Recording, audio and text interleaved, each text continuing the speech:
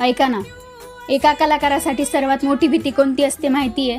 स्वतःचा आवाज हरवणं, स्वतःची चाल हरवणं आणि आयुष्यभर जपलेली कला एका क्षणात हातातून निसटणं.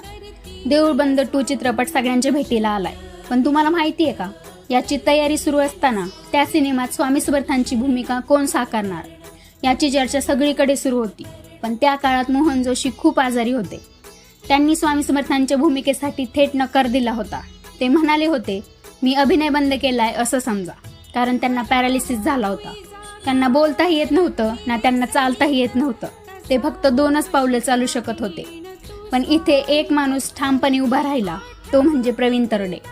प्रवीण तरडे म्हणाले, मी त्यांना विचारलं, तुम्ही सांगा मी किती वर्ष थांबू, कारण स्वामी समर्थांच्या भूमिकेत तुमच्याशिवाय लोक आता कुणालाच बघू शकणार नाहीत. मला तुम्हीच हवे आहात. हे शब्द फक्त संवाद नव्हते, एका कलाकारावर ठेवलेला विश्वास होता आणि कदाचित स्वामींचा आशीर्वादही. मोहन जोशींनी थोडा वेळ मागितला.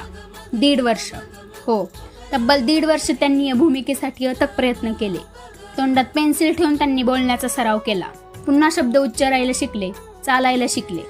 ज्यांना 2 पावलं चालणंही कठीण होतं ते हळूहळू पुन्हा उभे राहिले आणि मग जे अशक्य वाटत होतं ते घडलं.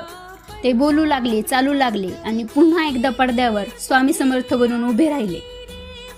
ही फक्त देऊळ बंद 2 चित्रपटाची गोष्ट नाही, तर जिद्दीची, विश्वासाची आणि एका कलाकाराच्या पुनर्जन्माची गोष्ट आहे. कारण कधी कधी आयुष्यात औषधांपेक्षा जास्त ताकद एखाद्याने ठेवलेल्या विश्वासात असते आणि स्वामींच्या कृपेत सुद्धा. स्वामी उगाच का म्हणतात, भिवू नकोस, मी तुझ्या पाठीशी आहे. तुम्ही पाहिलाय का हा चित्रपट? मला कमेंटमध्ये नक्की सांगा.